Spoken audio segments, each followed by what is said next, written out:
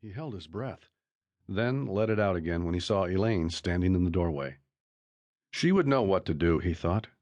She was 16 years old and almost all grown up. He watched as Elaine moved toward the bed, waiting for her to say something, do something.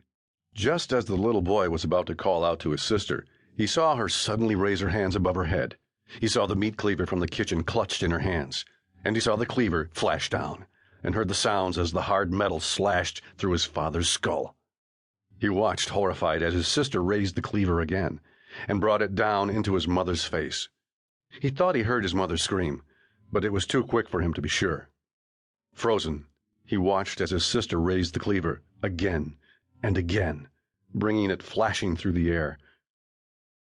Long after they had both stopped moving, the knife continued to flash until all he could see was silver and red. Terrified, the little boy huddled in the closet, wondering if his sister was going to find him and start hitting him too. But she was standing still now, looking at what she had done. She dropped the bloody cleaver on the bed and knelt down on the floor, as if looking for something he couldn't see. She stood up again and pulled a chair to the center of the room, directly below the light fixture in the ceiling. She climbed up onto the chair and began tying something to the light fixture. It was an electrical cord, the kind his parents used when they needed something longer than the cords that came on the electric things. He saw his sister tie the other end of the cord around her neck, and he realized what she was going to do.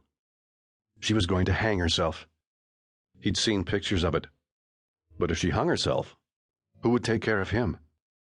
He had to stop her. The little boy finally found his voice. He screamed, and as the wail escaped his throat, the girl on the chair spun around and lost her footing.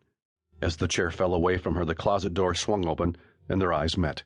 And then her neck snapped. It was over. Much later, he didn't know how much later, he heard a scream. He didn't respond to it.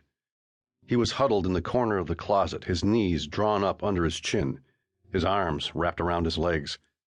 He thought he heard some other noises too, and even later he was aware that the closet door was being pulled open. It wasn't until a pair of arms reached down and picked him up that he started crying. They kept him in a hospital for the first day after the discovery of the gruesome scene in the bedroom. The nuns took care of him and asked him a lot of questions, but he couldn't answer any of them. On the second day, they took him to the convent. He didn't know what a convent was, only that it was a big building, and there were lots of nuns there who fussed over him a lot. And there were other children there, children who lived there. The little boy wondered if he, too, was going to live there.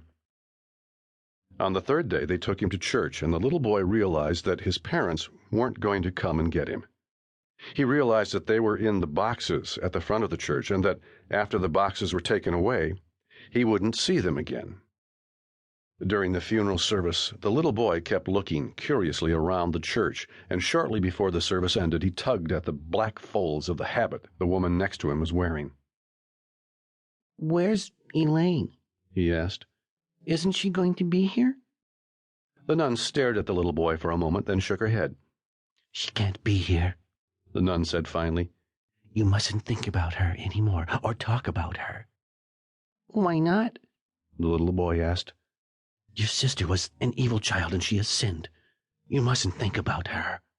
The funeral mass ended, and his parents were taken from the church. He watched them go and wondered what had happened to them, and what had happened to his sister, and why he was by himself.